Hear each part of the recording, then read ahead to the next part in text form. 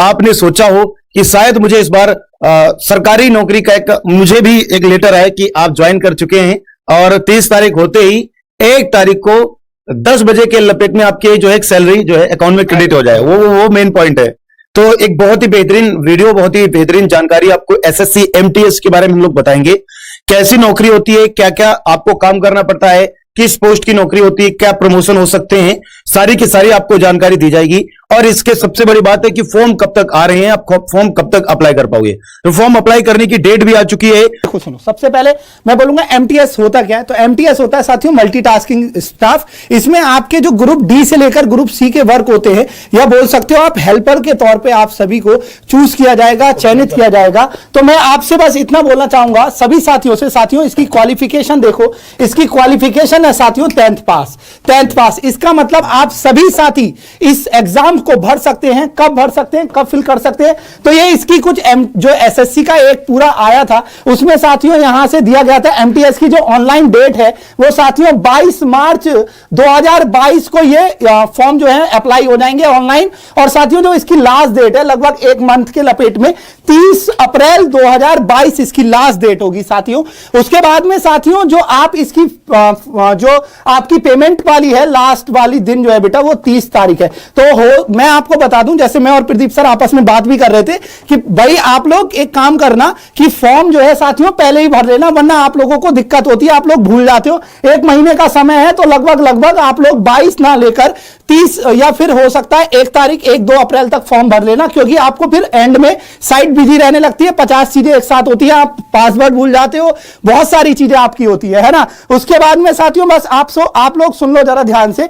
अब यहां पर आप लोग ऑफलाइन पेमेंट भी कर सकते हो। कैसे? बैंक में जाकर आप चालान कटवा लीजिए। और ऑफलाइन पेमेंट की डेट जो है साथियों आप लोगों की कितनी है भाई? 2 मई है ना। तो ये पूरा प्रोसेस है। अब इधर देखो जरा, पहला हो गया हमारा जो एग्जाम की डेट है। एग्जाम की डेट साथियों, एग्जाम की डेट जो है वो आपकी जो एग्जाम की डेट है वो कब से स्टार्ट होगा एग्जाम की डेट, तो आगे स्टार्ट करेंगे कि वो कब होगा। फिलहाल जुलाई के मंथ में है, वो मैंने पूरा इसमें किया है।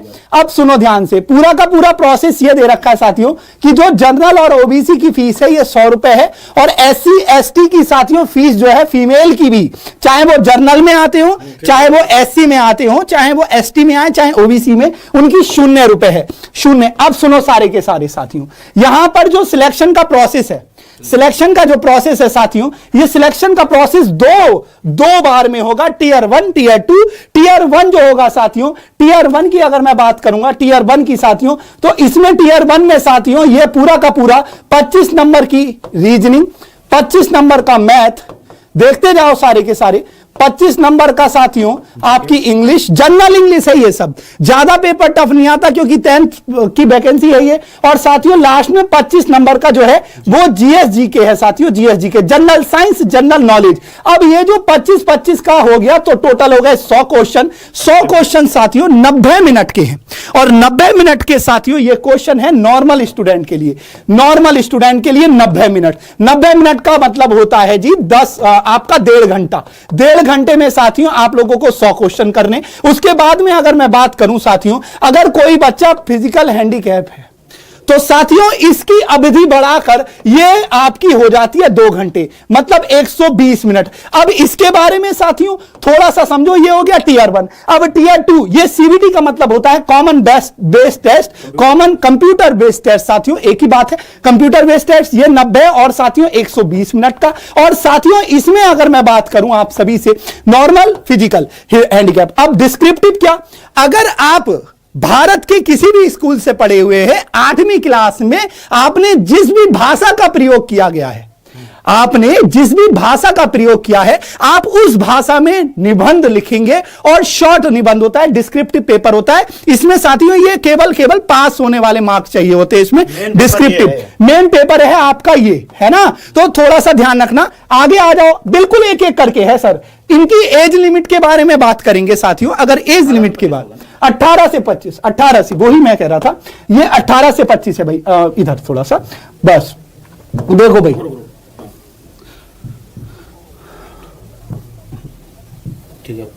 एज लिमिट साथियों, एज लिमिट जो है इनकी आप लोगों की साथियों एज लिमिट की अगर मैं बात करूंगा तो ये साथियों 18 से 25 वर्ष के जो सभी विद्यार्थी हैं वो इसमें इन है। अब बोलो गुरुजी हम तो एससी में आते हैं या फिर हम फिजिकल हैंडीकैप्ड है या फिर हम एसटी में आते हैं साथियों या ओबीसी में आते हैं, तो एज रिलैक्सेशन बहुत बड़ी चीज है। इसमें एज रिलैक्सेशन ये है, एज रिलैक्सेशन साथियों एज पर 1 जनवरी सन 2022 मैक्सिमम एज है आपकी, जो जनरल वाले हैं वो 25 एज चाहिए।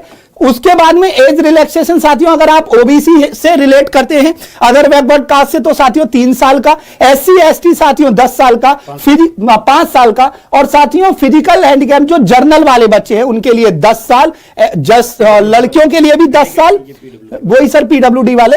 अब आगे आ जाओ फिजिकल हैंडीकैप होते, और ओबीसी के लिए साथियों 15, एससी एसटी के लिए साथियों एससी एसटी के लिए 15 साल। अब इसका थोड़ा सा और डिटेल में अगर हम जाएं, यहां पर जॉब की बात करी जाए तो ये कुछ थोड़ा सा जॉब की अगर मैं बात करूं तो साथियों यहां पर जॉब 2 प्रकार से आपको देखने को मिलती है। सभी साथी एक बार सभी साथी देखिए जरा ध्यान से, 2 प्रकार से जॉब देखी जाती है, एक ग्रुप डी एक ग्रुप सी।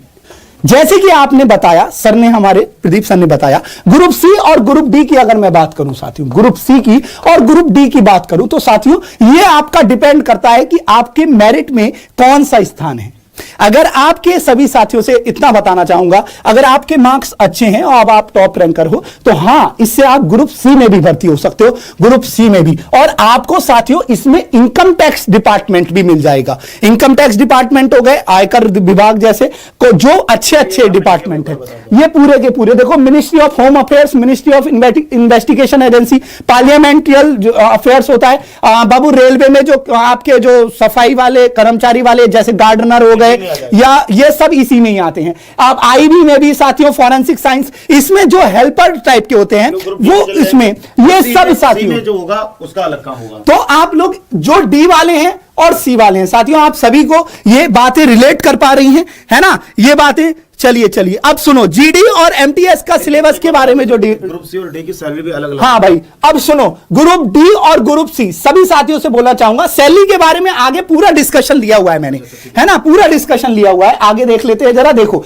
ये है पे ग्रेड भाई साहब, ये पूरा पे ग्रेड दिया हुआ है। अगर आपका साथियों मैं इतना बताना चाहूंगा, ग्रुप ये है साथियों ग्रुप डी, एमटीएस के थ्रू जो ग्रुप डी में सिलेक्टेड होते हैं उनकी सैलरी आपकी ये जो बेसिक पे है बेटा लगभग 20,000 रुपए। और सर इन्हें यह भी बताएं कि ये फायदा क्या है सेंट्रल की जॉब में, गवर्नमेंट जॉब में। साथियों मैं आपको बस इतना सा बताना चाहूंगा, ये आपकी 30 तारीख से पहले क्रेडिट हो जाएगी आपके अकाउंट में। और साथियों जैसे जैसे आपके टर्म्स अच्छे हैं, आपकी आदतें अच्छी हैं, आपके जो बताता हूं कब होता है इंक्रीमेंट होता है आपका, जब वेतन लागू होता है, कभी 8वां वेतन लागू हो, कभी 7वां वेतन लागू हो, तो इंक्रीमेंट भी होता है, इंक्रीमेंट भी आपका यहाँ पर होता है और अच्छी सैलरी मिलती है। तो बिल्कुल ये ट्रेनिंग पीरियड पे बेस की जाती है। ये मैं बताऊं, अगर आपकी ग्रुप सी में है तो आप ग्रुप सी की और भी बढ़ के होती है। ये जो है 18,000 से लगभग 21,000 के बीच में आपकी ग्रुप डी की पड़ेगी।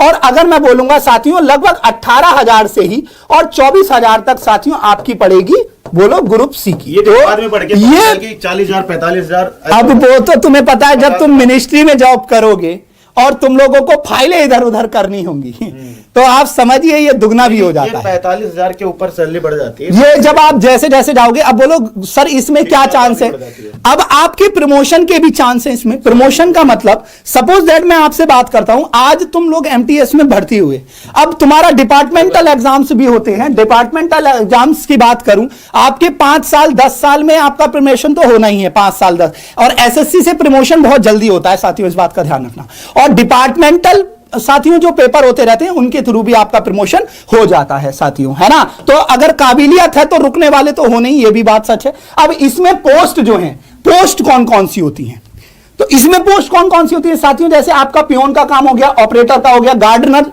आपका रख रखाव का हो गया, गेट कीपर, वॉचमैन की तरह भी काम ले सकते हैं, फाइलों को इधर उधर ले जाना, है ना, और जूनियर ऑपरेटर, ये सब ये ग्रुप डी की है। ग्रुप डी की रेलवे मिनिस्ट्री वाले वगैरह ये सब आपकी ग्रुप सी में आ जाएगा, है ना, ये ग्रुप सी की है। तो साथियों कोई काम छोटा या बड़ा नहीं होता, बस इतना कह सकता हूं, जैसे रिकॉर्ड्स आपको संभाल के रखने होंगे, है ना, फोटो स्टेट हो गए, फाइल कैरी करनी होंगी, ये सारी चीजें हो जाएंगी। अब थोड़ा सा सुन लो, ये फॉर्म जरूरी क्यों है।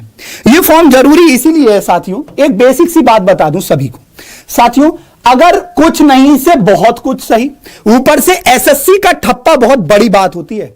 और आप लोगों को एक जॉब ही तो चाहिए यार, जॉब ही तो चाहिए। और साथियों पेपर का लेवल बहुत नीचे आता है। क्लासेस कब से होंगी बता दो सर। 1 मार्च से हम लोग इसकी क्लास लॉन्च कर देंगे। अब ये तो प्रदीप सर बताएंगे आगे का टेंटेटिव स्केड्यूल पूरा क्या है हमारी तरफ से, क्विज मास्टर बाय एग्जामपुर की तरफ से। बस इतना ही बोलना चाहूंगा।